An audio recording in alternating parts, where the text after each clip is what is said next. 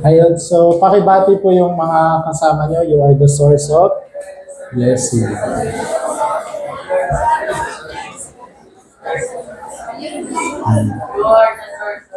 Tama na, tama na.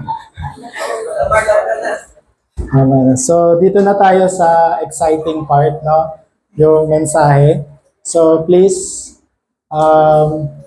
iiksiyan ko lang, pero focus tayo, focus, no? Bibilisan ko lang. Siguro, base sa aking time test, 30 minutes lang to maximum.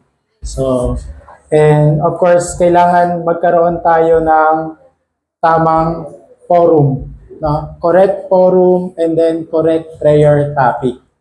So, as we listen to this message, and wag nating hayaan na dapuan tayo ng spirito ng antok, no? So, spirit, yung kanina, yung energy nyo sa praise and worship, dapat ganun yung energy natin as we listen to this message. And I hope nag-pray tayo bago tayo pumunta rito. So, advance tayong nag-isip para mag-pray para sa ating mensahe ngayong araw. So, yung title ng ating mensahe is, basahin po natin ng sabay-sabay, Grace of Assurance. Ayan, binasa na natin yung Bible verse kanina. Basahin ko lang ulit yung verse 5. Verse 5. Ayan, sabi dyan sa verse 5, dahil sa inyong pakikisa sa pagpapalaganap ng magandang balita tungkol kay Kristo. Sa 6, natitiyak kong ang mabuting gawang pinasimulan sa inyo ng Diyos ay kanyang lulubusin hanggang sa araw ni Jesucristo. And sa 7, sa last part ng 7, nagpapalaganap ng magandang balita at kahit ngayong ako'y nakabilanggo. Amen. So, kagaya po ng Philippians Church, sila po ay nagkaroon ng assurance. 100% silang sigurado sa kanilang assurance. Ano po ba yung assurance sa Tagalog? Meron silang katiyakan. No, siguradong-sigurado po yung simbahan ng Pilipos nang simulang tinanggap nila si Jesucristo bilang Panginoon at tagapagligtas, sila po ay nagkaroon ng assurance. At dahil doon, ang Philippian Church po, sila ay ginamit ng Diyos para ibahagi yung only gospel. Anong ibig sabihin po nun? Yung only Christ, only kingdom of God, and only Holy Spirit. So, dahil doon, yung Philippian Church ay ginamit din ng Diyos para tulungan yung mga evangelist kasama po ni Pablo. Diba? So, I hope after this message, magkaroon tayo ng heart, no? Magkaroon tayo ng puso kagaya ni Pablo at ng Philippian Church. No? Dinivote nila yung kanilang buhay para sa mga ibang evangelist at sa simbahan ng Pilipos. Amen. Sa ating introduction, ayan, so sabi dyan, the world is a wilderness. Payag po ba kayo na ang mundo raw ay parang isang wilderness? Ano po ba yung meron sa wilderness? May gagaya po siya sa isang disyerto. Ano po bang meron sa disyerto? May tubig ba doon? May pagkain ba doon? Di ba sa isang wilderness ay mahirap mabuhay? Meaning to say, walang pagkain, walang tubig. So yung ating mundo ngayon ay naigagaya na siya sa wilderness. Bakit? Kasi napakarami pong problema. Ayan, yung problems, difficulties, and crisis.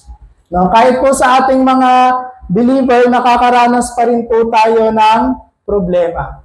Akala nung ibang tao na pag sila po ay nagwo-worship, sila po ay nagte-pray, exempted na po sila sa problema. Wala pong exempted dito.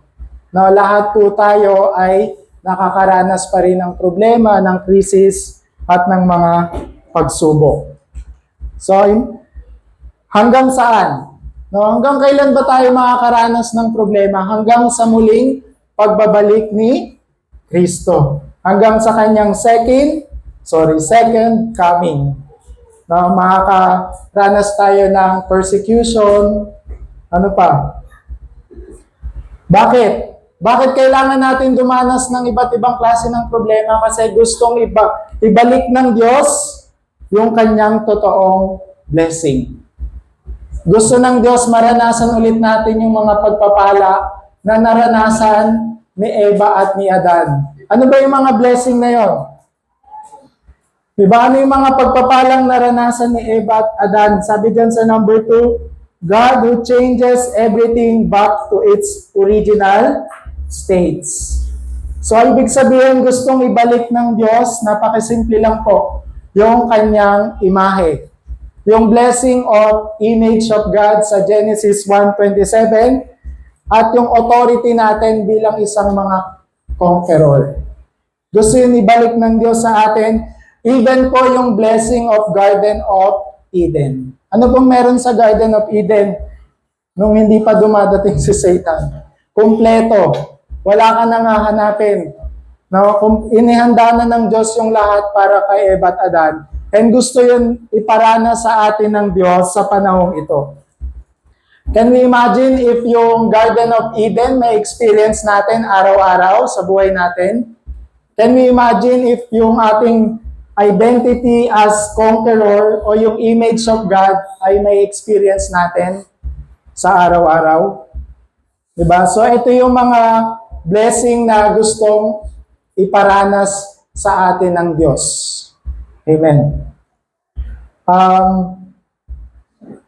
Christ, sabi nito sa number 2, Christ, work of salvation. Basahin ko po yung verse sa Rome 16:20.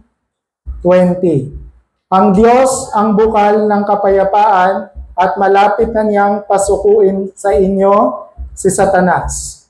Sumainyo nawa ang kagandahang loob ng Panginoong Jesus. Diba? Tayo ay magkakaroon ng tunay na kalayaan. No? Dahil kay Kristo, tayo ay nagkaroon ng tunay na kalayaan.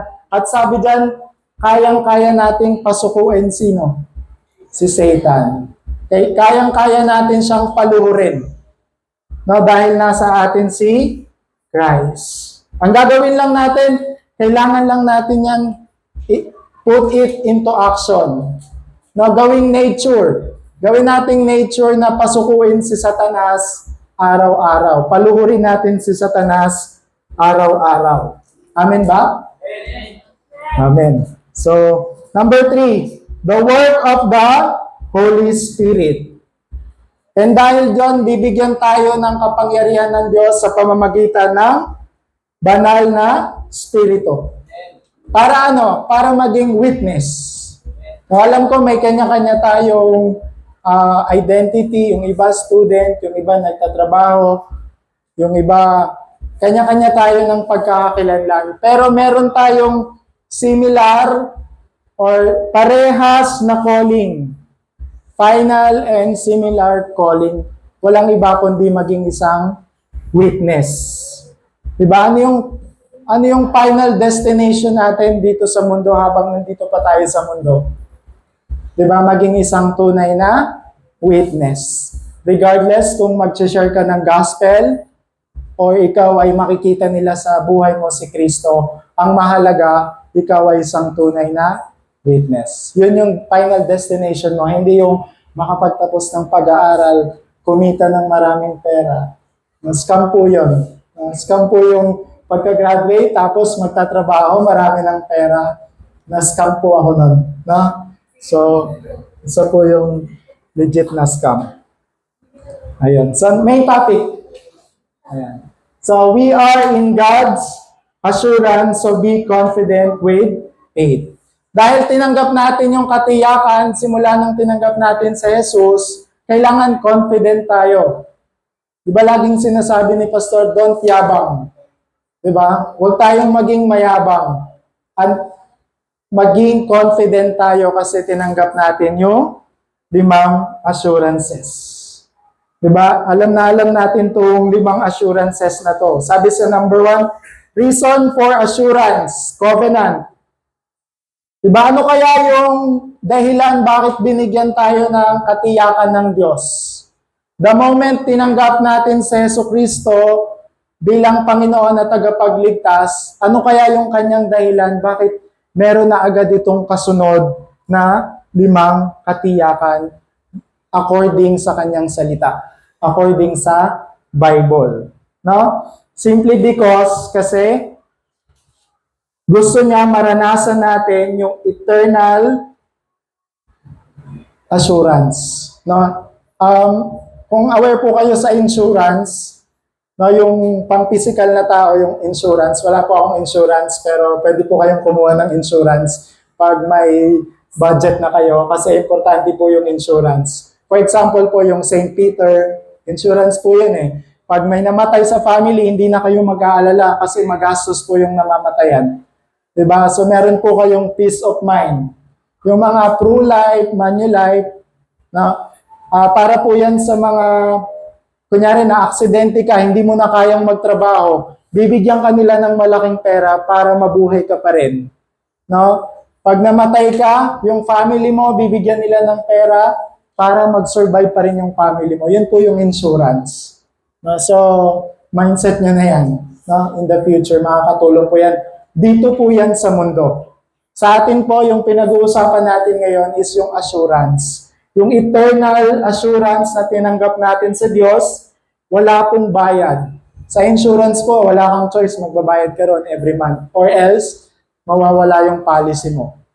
Hindi mo na mababawi yung binayad mo pag hindi ka nag-continue. Pero sa atin po, meron tayong assurance and we no need to pay.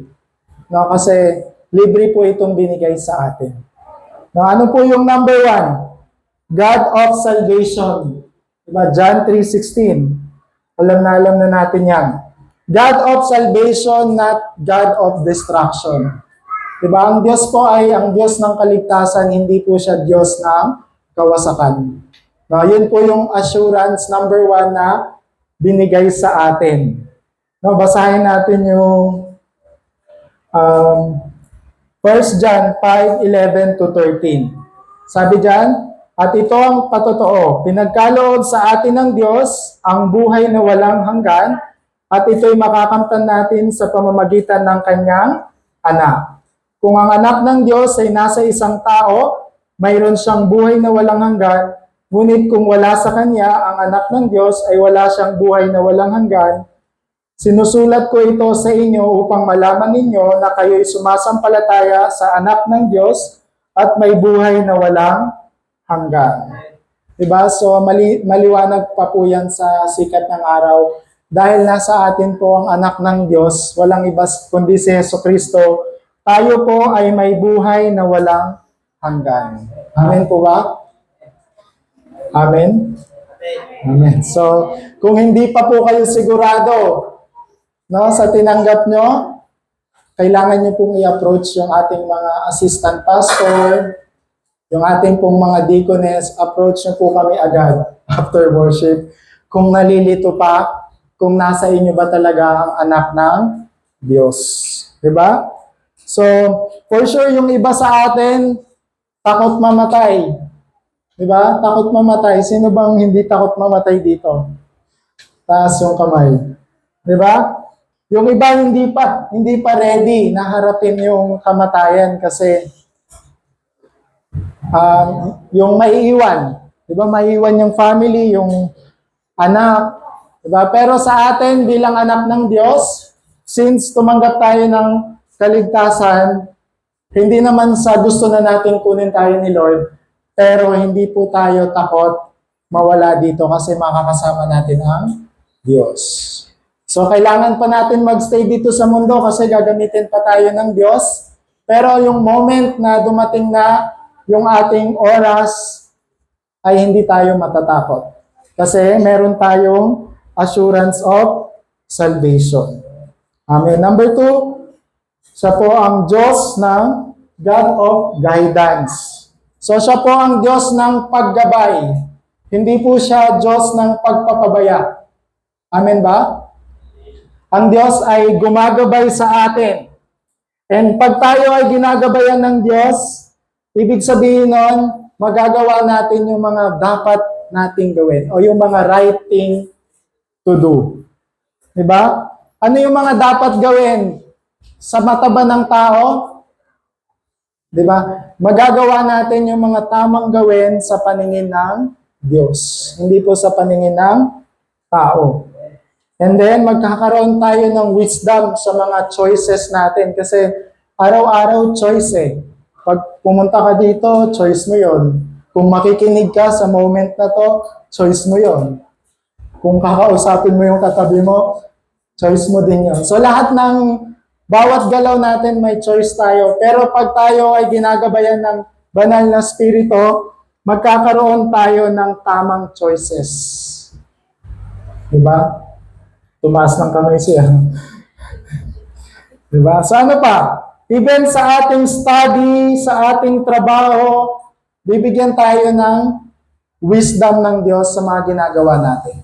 Kahit sa pinaka-basic na bagay or pinaka-major na bagay na desisyon natin sa buhay, pag tayo ay ginagabayan ng Diyos, magagawa natin yon na para parangalan at i-glorify ang Diyos.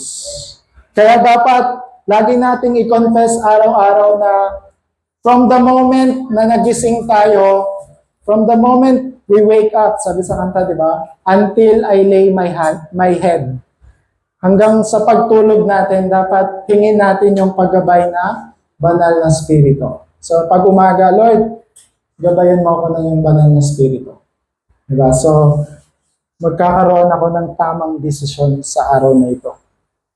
Number 3, God of answer. So ang Diyos ay Diyos po siya ng kasagutan, hindi po siya Diyos ng denial. Diba? Minsan lang kala natin dinideny tayo ng Diyos. Anong sabi sa John 14:14? Kung hihiling kayo ng anuman sa pangalan ko, ito ay aking gagawin. Kaninong pangalan? Sa pangalan ba ni Jesus?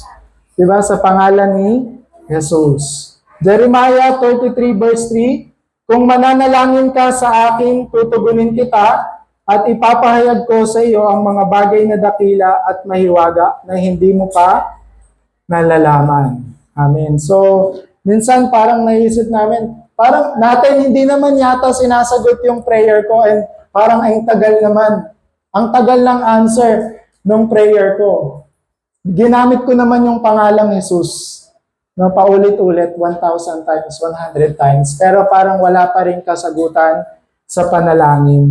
And parang iniisip natin, parang denial to ng Diyos, parang dinideny ako ng Diyos. Ang ibig sabihin lang po niyan, hindi pa time schedule. Hindi pa para sa'yo yung pinagpe-pray mo.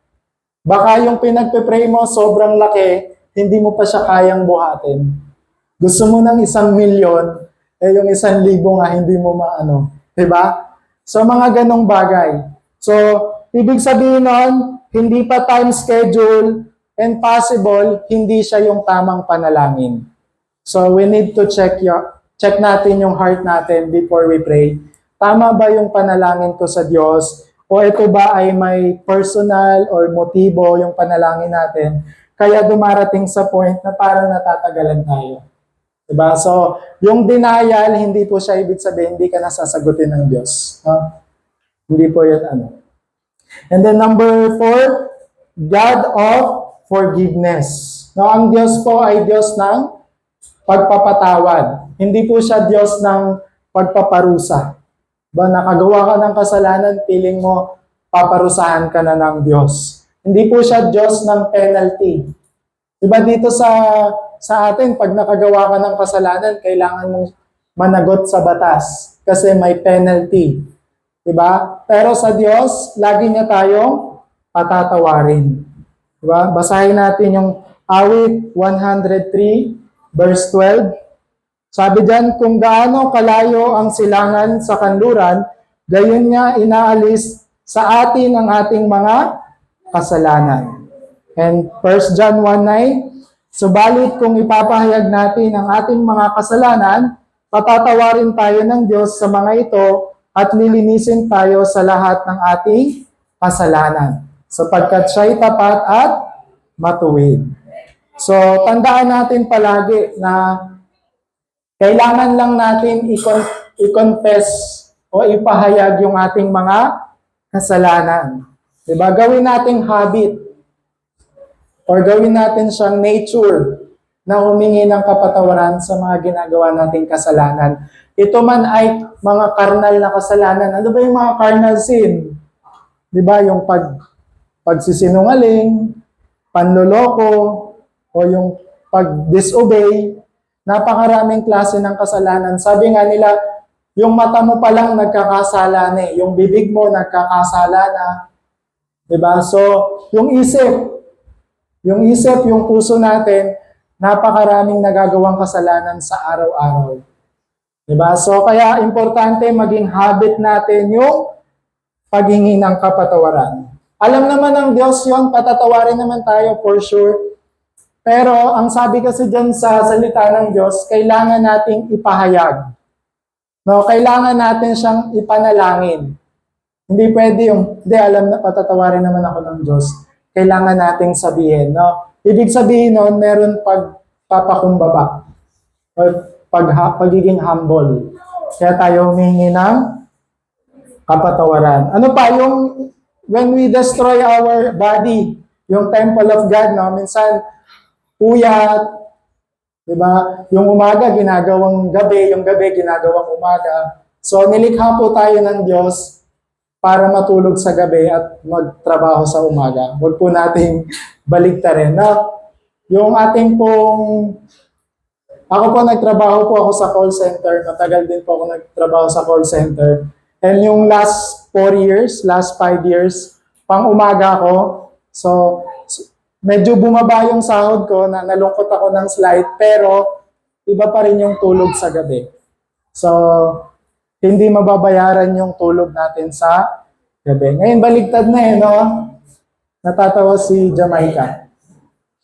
No? So, baligtad na ngayon, gising sa gabi, tulog sa umaga. So, yung mga ganong bagay, sorry to say, kasalanan din po sa Diyos kung pinapabayaan natin yung ating katawan. Sabi nga sa Bible, paano ka gagamitin ng Diyos kung lagi kang may sakit? Diba? Lagi tayong may sakit kasi puyat tayo, lutang tayo, diba? Ayaw nating bumangon. So, importante na yung mga ganyan ay i-mindset din natin. No? Dati pag sabi nila, magsisimba ako kasi magbabawas ako ng kasalanan. Diba? Ako ganun ako nung bata ako eh. Sa may bayan, sa Our Lady of Abandon, doon ako nagsisimba dati. Magsisimba ako kasi alam ko na magbabawas ako ng kasalanan. So hindi po ganun yun. Pag pumunta ka rito, nagsimba ka, ay ibig sabihin na bawasan na yung kasalanan mo. Kailangan mo pa rin humingi ng tawad. Kailangan mo pa rin i-confess yung kasalanan mo. So, yung pag-worship, okay yan kasi nilikha tayo ng Diyos para sumamba sa Kanya. Pero hindi ibig sabihin, paglabas natin dito, wala na tayong kasalanan. No? So, meron pa rin. Kailangan natin siyang ihingi ng tawad. Number 5, God of victory. So, ang Diyos po ay Diyos ng tagumpay, hindi po siya Diyos ng kabiguan. So, sabi dyan sa Mateo 5:10, pinagpala ang mga inuusig ng dahil sa kanilang pagsunod sa kalooban ng Diyos sapagkat kabilang sila sa kaharian ng langit. So, ano yung totoo nating tagumpay? Yung totoo nating tagumpay ay makabilang tayo sa kaharian ng langit. Alam ko, kailangan nating magtagumpay dito sa mundo. Diba? Maganda yan. Mag-aral ng mabuti, magkaroon ng mga matataas na grades, or maging skilled. Kung ano man yung mga skill nyo, kailangan nyo siyang i-enhance para magtagumpay kayo sa mundo.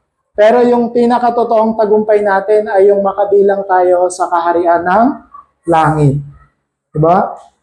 Sa James 1:12, sabi dyan, Pinagpala ang taong nananatiling tapat sa kabila ng mga pagsubok, sapagkat matapos niyang malampasan ang pagsubok, tatanggap siya ng gantimpala ng buhay na ipinangako ng Diyos ng Panginoon sa mga umiibig sa Kanya.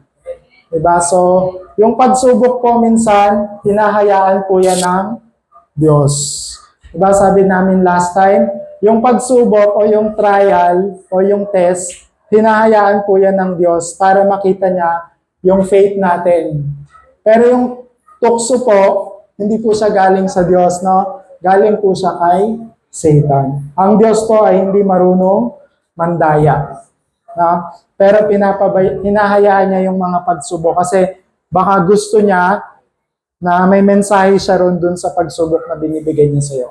So kung hirap ka na down ka na, tanungin mo ang Diyos, ano ba yung mensahe mo dito sa pagsubok na ito?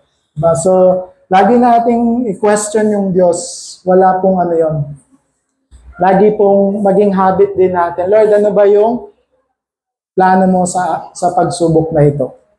So, yun. Sabi dyan sa Pilipos 2:12. Diba?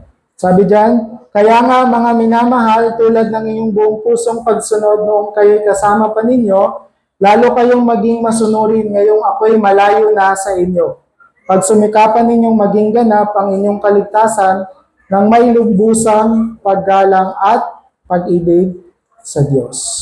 Diba? So yung salvation na tinanggap natin dapat maging ganap. Diba? Number 2, hanggang number 2 lang po tayo. So, huwag po kayong maganda dyan. Diba? Hanggang number 2 lang, tas conclusion na. Diba? So, number 2, fight spiritual warfare with assurance. So, kailangan daw nating makipaglaban. Kailangan daw nating makipagdigma. Diba? Saan tayo makikipagdigma? Sabi dyan, number 1, fight with myself. The fight against unbelief. Yung mga ginamit po ng Diyos sa Biblia, sila Joseph, kahit si Paul, si Jonah, sila Moises, sila David, meron po silang mga kasalanan, meron po silang mga unbelief. No, kung isipin nyo, si Pablo, anong ginagawa ni Pablo? Nung siya ay hindi pa nakakakilala kay Kristo, siya ay isang persecutor. Pag nalaman kanyang Christian ka, sumusunod ka kay Jesus, ang ginagawa ni Pablo, pinapatay niya. Diba? So, si Moises din po ay nakapatay. Si David, anong ginawa ni David? Nagkaroon siya ng adultery. Nakiapid. Si Jonah, kilala niyo si Jonah, yung kinain ng isda? Diba? Hindi siya kasi sumunod sa Diyos. Nag-disobey siya. So, pero, ano nangyari?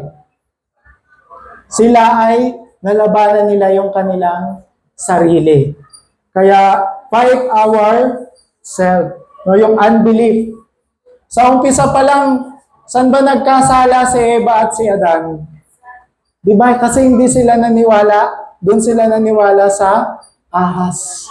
So, dahil sa hindi nila paniniwala, nahulog tayo lahat sa kasalanan. So, seryoso po yung pagiging or pagkakaroon ng disbelief. Kaya ang lagi nating lalabanan yung sarili natin, yung pagkakaroon natin ng disbelief. No, ayan. Basahin natin yung 1 Peter 5:7 hanggang 9. Sabi diyan, ipagkatiwala ninyo sa Kanya ang inyong mga alalahanin sa buhay sapagkat Siya ay nagmamalasakit sa inyo. Maging handa kayo at magbantay, ang dyablo, ang kaaway ninyo ay parang liyong umuungal at aaligid-aligid, naghahanap ng malalapa. Labanan ninyo siya at magpakatatag kayo sa inyong pananampalataya sa Diyos, tulad ng alam ninyo, hindi lamang kayo nagtitiis ng mga kahirapan, kundi gayon din ng inyong mga kapatid sa buong daigdig. Diba? So, labanan natin yung ating mga sarili. Pag-worship na, tapos sinaantok pa, labanan mo yung sarili mo. tulog ka pa, labanan mo yung sarili natin. So ano pa? Sa Job 3 or sa Job 3:25-26, sabay-sabay nating basahin to. Sabi diyan, ang kinakatakutan ko ay siyang nangyari sa akin. Ang pinakaayawan ko ay dumating sa akin. Hindi ako mapalagay, wala akong kapayapaan. Kaguluhan sa buhay ko ay walang katapusan. Amen. So, can you imagine yung nangyari sa buhay ni Job? Kung naaalala nyo, ano nangyari sa buhay niya? Di ba yung kanyang family? Di ba yung kanyang family ay namatay? Yung lahat ng ari-arian niya ay nawala. Tapos pinigyan pa siya ng sakit. Diba? Si Job po sa Biblia, mabait po siya, hindi po siya maraming ginawang kasalanan, pero parang siya yung nakaranas ng malalang parusa ng Diyos. Pero anong ginawa ni Job? Hindi niya winala yung kanyang pananampalataya. He never lose his faith. No? Never. Sa Old Testament, siya yung sa Bible. Diba? Si Job. Diba? Ano pa? Fight against the world. Diba? So, labanan natin yung sarili natin. Pangalawa, labanan natin yung mundo.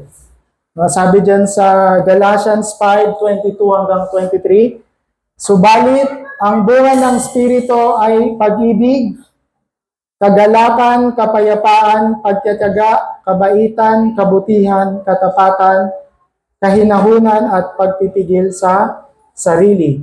Walang batas laban sa mga ito. Diba? So, paano natin lalabanan yung mundo? Kailangan meron tayo nung 5 bunga ng Espiritu. Diba? 5. So, yan o.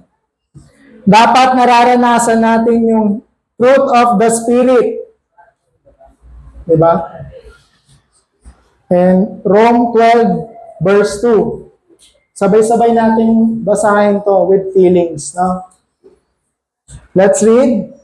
Huwag kayong makiayon sa takbo ng mundong ito. Sa halip, hayaan ninyong baguhin ng Diyos ang inyong pag-iisip upang maunawaan ninyo ang kanyang kalooban.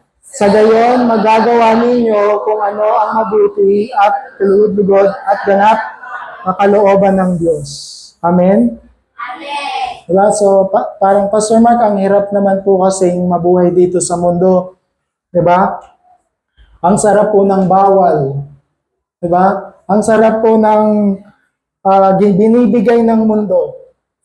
Diba? Nakaka-happy po. Totoo naman, no? Nakaka-relate naman tayo dyan. Pero, ang ending po nun ay serious problem or more sadness, more anxiety, and more suffering.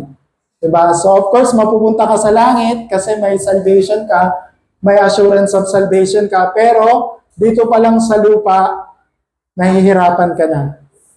No, parang nasa impyerno ka, pero mapupunta ka sa langit. Diba? Kaya, huwag tayong makiayon sa takbo ng mundong ito. Amen? Last na. Fight against the eternal enemy. So, sino ba yung ating kaaway? Si Satan. Diba? Sabi yan sa John 8:44. Ano sabi diyan? Ang diablo, ang inyong ama, at ang gusto niya, ninyo ang gawin kung ano ang gusto niya. Diba? John 13:2. Pagsapit ng hapunan, iniligay na ng diablo sa isip ni Judas, na anak ni Simon Iscariot, at ipinagkalulo niya si Jesus. Naalala niyo pa yung Passion of the Christ? Diba? Si Pedro, lagi niya nang kasama si Jesus, lagi na siyang sumusunod kay Jesus, pero dahil dinaya siya ni Satan, nung tinanong si Pedro, kilala mo ba si Jesus? Sabi niya, ay, hindi ko po yan kilala. Diba? Tinanggi niya si Jesus dahil sa ginawa ni Satan sa kanya. Diba? So, Huwag nating itanggi na natin lahat, huwag lang si Jesus, no? Huwag nating itatanggi si Jesus. And paano natin lalabanan si Satan? Paano? Basahin natin itong Ephesians 6:13 hanggang 18. So ito na yung last verse natin. So let's read. Kaya't gamitin ninyo ang kasuotang pandigma na mula sa Diyos. Sa gayon, magpakatatag kayo sa pakikipaglaban pagdating ng araw na masama. Upang pagkatapos ng labanan ay matatag pa rin kayong nakatayo. Kaya't maging handa kayo. Ibigkis sa inyong ang sinturon ng katotohanan at isuot sa dibdib ang baluti ng katwiran. Isuot ninyo ang sapatos ng pagiging handa sa pangangaral ng magandang balita ng kapayapaan. Lagi ninyong gawing panangga ang pananampalataya, siyang papatay sa lahat na nagliliyab na palaso ng dyablo. Isuot ang helmet ng kaligtasan at gamitin ang tabak ng Espiritu na walang iba kundi ang salita ng Diyos. Manalangin sa iyo sa lahat ng pagkakataon, humiling at sumamo sa patnubay ng Espiritu. Lagi kayong maging handa at patuloy na ipanalangin ang lahat ng hinirang ng Diyos. Amen. Diba? So, kumpleto na yan. Pwede nyo na yung i-save. Diba? Kumpleto na. Nandiyan na lahat yung way para ma-overcome natin yung ating kaaway. Nag-iisa nating kaaway. Hindi natin kaaway yung ka-church natin, yung kabanda natin. Hindi natin kaaway yung kapitbahay natin, yung anak natin, yung asawa natin. Ang tunay nating kaaway ay walang iba kundi si Satan. So, wala nang away. No? And the only way to victory is through Christ. We have already possessed. Next verse. So, simula ngayon, let's claim. Simula ngayon, anuhin na natin, tanggapin na natin na walang ibang solusyon kundi si Kristo. Sa lahat ng sinabi ko kanina, the only way to victory is through Christ. Diba? Sa ating buhay. Sabi nga, na ipanalo na natin ang laban. Diba? Kailangan araw-araw tayong nananalo. We have won the victory. Sa kanino? Nanalo na tayo sa sarili natin, sa mundo, at kay Satan. At walang ibang pangalan kundi ang pangalang Satan. Jesus. Labas. Diba? Walang iba kundi yung pangalang Jesus. Conclusion na tayo. Sabi dyan sa number 1, enter into assurance of victory. Diba? Sabi sa Philippians 1:6, natitiyak kong ang mabuting gawa pinasimulan sa inyo ng Diyos ay kayang lubusin hanggang sa araw ni Hesukristo. So, anong paraan? Anong paraan yung gagawin natin? Diba? Yung tinatawag na word editing. So, ano yung word editing? Magkaroon tayo ng i-arrange natin yung mga salita ng Diyos na natatanggap natin. Diba? From prayer journal, prayer meeting, yung pulpit message, and even yung pagbabasa natin ng Bible. Ibig sabihin nun yung ating today's word, and then we have scheduled prayer. Lagi naming sinasabi, lahat i-connect nyo sa prayer. Na pag labas mo ng bahay mo, may nakita ka na hindi ka aya-aya, i-connect mo na siya sa prayer. Lahat ng iniisip, huwag nating i-connect sa social media. Diba? Huwag natin i-connect natin sa prayer. And then, let's pray na ma-evangelize at yung ibang tao ay tumanggap din ng victory and assurance. Basic. Anong tawag doon? Love your neighbor. Diba? So, mahalin natin yung ating kapwa, mahalin natin yung ating simbahan, yung field, and then yung ating next generation. Diba?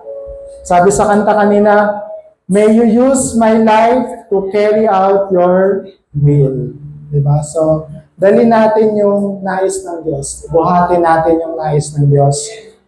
And meaning to say, we will build Bartisan. Yung 7 Bartisan, 7 journey, 7 milestone. So I hope may explain namin yan sa mga susunod na araw. No? So with that, let's all stand and let's pray. So,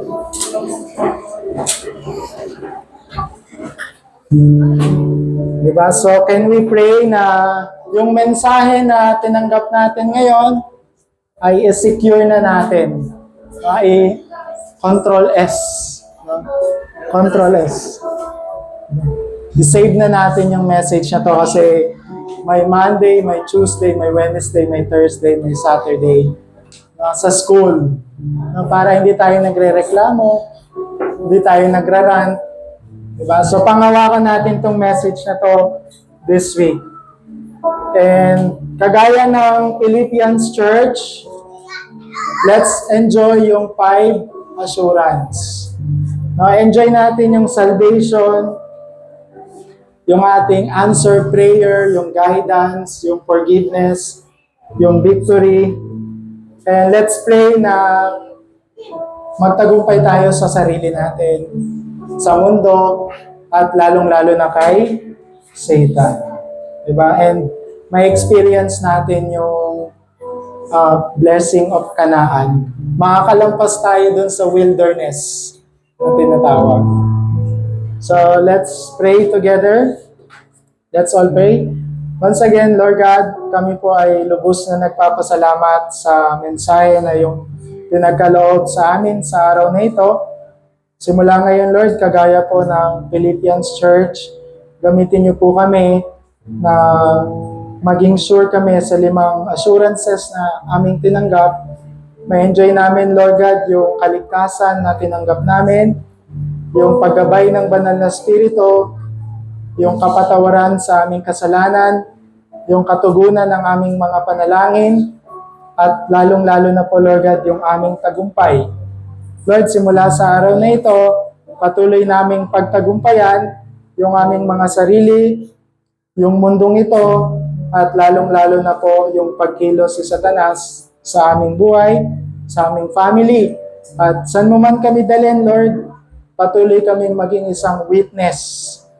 Witness, Lord, sa aming sarili, sa aming tahanan, even po sa aming school, sa trabaho, sa anumang lugar na dalhin mo kami, Lord, patuloy na yung liwanag ni Kristo ay magningning. At dahil dito, Lord, maraming tao ang i-attach mo sa amin and to save their souls, Lord God. Once again, Lord, gamitin mo kami as like the Philippians Church, kagaya po ng buhay ni Pablo, na kung saan, Lord, nagawa niya yung pinaka-concern mo, Lord, sa buhay ng bawat isa. Once again, Lord, pinupuri ka namin at pinapasalamatan sa tanging pangalan ni Jesus. Amen. So, let's all sing.